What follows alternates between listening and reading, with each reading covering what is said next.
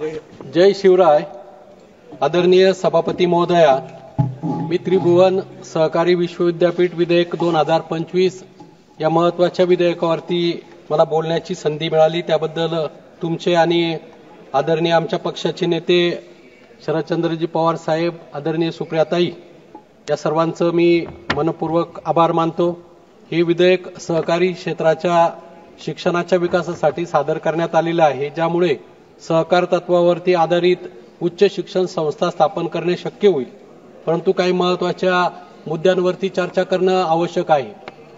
2025 हे आंतरराष्ट्रीय सहकार वर्ष आहे. 2022-23च्या अर्थसंकल्पामध्ये पुणे येथे वैकुंठ मेहता राष्ट्रीय सहकारी व्यवस्थापन संस्थेचं रूपांतर पूर्णपणे स्वतंत्र संस्थेमध्ये करण्यासाठी 11 कोटीची तरतूद केलेली होती आणि ही सुरुवात व्हॅमनिकॉमचे रूपांतर देशातील पहिल्या सहकारी विश्वविद्यापीठामध्ये करण्याच्या दिशेने पडलेलं पहिलं पाऊल होतं असं मानलं जात होतं. परंतु आज हे विश्वविद्यालय गुजरात राज्यातील आनंद या ठिकाणी होत आहे. याचा आम्हाला आनंदच आहे. परंतु ज्या महाराष्ट्रामध्ये भारतातील सर्वात जास्त सहकाराचं क्षेत्र आहे, ज्या महाराष्ट्राला सहकारामध्ये स्वर्गीय वैकुंठभाई मेहता, स्वर्गीय धनंजय गाडगीळ, स्वर्गीय यशवंतराव चव्हाण साहेब, स्वर्गीय शंकरराव मोहिते साहेब, स्वर्गीय तात्यासाहेब कोरे, स्वर्गीय वसंतदादा पाटील, स्वर्गीय राजाराम बापू पाटील, आदरणीय शरदचंद्रजी पवार साहेब, अनेक सहकार नेत्यांनी महाराष्ट्राला खऱ्या अर्थानं घडवण्याचं काम केलं. या ठिकाणी सहकार राज्यमंत्री मुरलीधर अण्णा मोहोळ यांना देखील माहीत आहे की महाराष्ट्रामध्ये सहकाराचं जाळं फार मोठं आहे आणि या महाराष्ट्रामध्ये पुणे येथे हे जर विश्वविद्यापीठ झालं असतं तर आम्हाला नक्कीच त्याचा अत्यानंद झाला असता. ठीक आहे, पुणे इथं हे विश्वविद्यालय व्हावं म्हणून या देशाचे माजी केंद्रीय कृषी मंत्री आदरणीय पवार साहेबांनी, त्याचप्रमाणे त्यावेळचे तत्कालीन विरोधी पक्षनेते आणि सध्याचे मुख्यमंत्री महाराष्ट्राचे आदरणीय देवेंद्र फडणवीस साहेबांनी देखील पत्र दिलेलं होतं.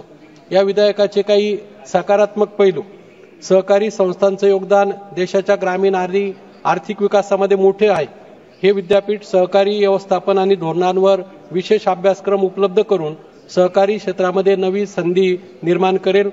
सहकारी बँका, दूध संघ, उद्योग, कृषी सहकारी संस्था यांच्याशी संबंधित संशोधनासाठी एक विशेष मंच या माध्यमातून उपलब्ध होईल. त्याचप्रमाणे ग्रामीण आणि निम शहरी विद्यार्थ्यांना त्यांच्या क्षेत्राशी संबंधित शिक्षण घेण्याची संधी या विधेयकाच्या माध्यमातून या विद्यापीठाच्या माध्यमातून मिळणार आहे. जरी सकारात्मक पैलू असले तरी त्यामध्ये काही त्रुटी आहे. विद्यापीठाच्या स्थापनेची काही स्पष्ट मार्गदर्शक तत्वे याच्यामध्ये दिलेली दिसत नाही. सहकारी संस्थांमधील भ्रष्टाचाराच्या घटनांमुळे हे विद्यापीठ अपारदर्शक पद्धतीने चालवले जाण्याची शक्यता आहे. विद्यापीठाच्या प्रशासनावर कोण नियंत्रण ठेवणार याची स्पष्टता या विधेयकामध्ये नाही. विद्यापीठ मान्यता प्रक्रियेसंदर्भात सुस्पष्ट मार्गदर्शक तत्वे नाही. विद्यार्थ्यांना राष्ट्रीय आंतरराष्ट्रीय स्तरावर या विद्यापीठाच्या प्रमाणपत्रांना किती महत्त्व असेल याबाबत शंका आहे. अध्यापनाची गुणवत्ता, शिक्षकांचे प्रशिक्षण प्रमाणपत्र आणि संशोधनासाठी निधी या संदर्भामध्ये या विधेयकामध्ये कुठलीही ठोस तरतूद नाही. सहकारी संस्था आधीच विविध आर्थिक अडचणीचा सामना करत आहे. अशा संस्थांवर शिक्षण संस्थांचे ओझे वाढल्यास त्यांची मूळ कार्यक्षमता प्रभावित होऊ शकते. केंद्र व राज्य सरकारने निधीबाबत अधिक स्पष्टता या विधेयकामध्ये द्यायला हवी.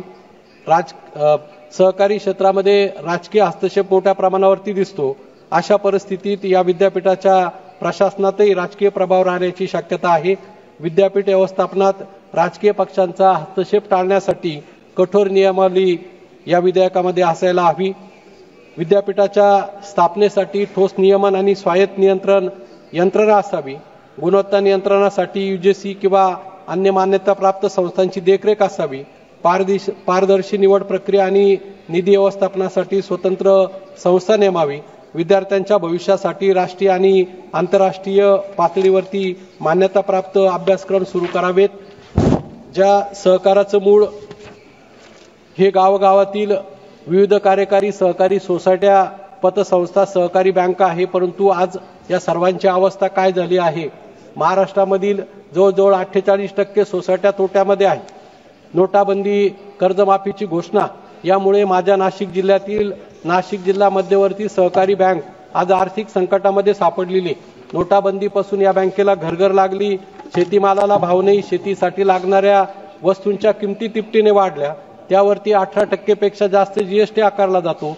शेतकरी कर्जात बुडला, बँकेचे कर्ज शेतकऱ्यांना फेडता आले नाही, शेतकरी थकबाकीत गेला, त्यामुळे बँकेकडून कर्ज वसुली सक्तीने चालू आहे। जमिनीवरती बँकेचा बोजा चढवला जातो, जमिनीचे निलाव केले जातात आणि त्यामुळे मतदारसंघामध्ये फिरत असताना शेतकरी सातत्याने मागणी करताय की ज्या पद्धतीने एखादा शेतकरी राष्ट्रीयकृत बँकेचा जर थकबाकीत गेला तर त्याला बँकेकडून एक रकमी परतफेड ओटीएस योजना राबवली जाते। त्याच पद्धतीने जर खऱ्या अर्थाने सहकार जर वाचवायचा असेल तर या सहकारी बँकांना, नाशिक जिल्हा मध्यवर्ती सहकारी बँकेतील या शेतकऱ्यांना ओटीएस सारखी योजना राबवण्यासाठी सरकारने मदत करावी अशी विनंती करतो। त्याचबरोबर माझ्या महाराष्ट्र राज्यामध्ये सहकारी तत्वावरती 200 सहकारी साखर कारखाने चालत होते। आज 100 पेक्षा जास्त सहकारी कारखाने बंद पडले आहेत, त्यांचं खाजगीकरण झालं आहे। याला कारण म्हणजे सरकारचं धोरण आहे। 2019 मध्ये साखरेची कमाल विक्री दर हा 31 रुपये होता, त्याच वेळेस ऊसाची एफआरपी ही 2100 रुपये ठरवली, त्यामध्ये टप्प्याटप्प्याने वाढ होत गेली। या एफआरपी वाढीचं आम्ही स्वागतच करतो, परंतु साखरेचे दर वाढायला पाहिजे होते, साखरेचे दर वाढले नाही आणि त्यामुळे साखरेची विक्रीचा दर आणि एफआरपीची किंमत यामध्ये ताळमेळ न असल्यामुळे आज कारखान्यांची अवस्था की त्यांना एफआरपी देणं सुद्धा शक्य होत नाही। मी त्याचं एक उदाहरण देतो की देशामध्ये अवघी फक्त 30% साखर ही ग्राहकांसाठी वापरली जाते आणि उरलेली 70% साखर ही व्यावसायिक कारणांसाठी, मग औषधं असतील, रसायनं असतील, मिठाईसाठी वापरली जाते।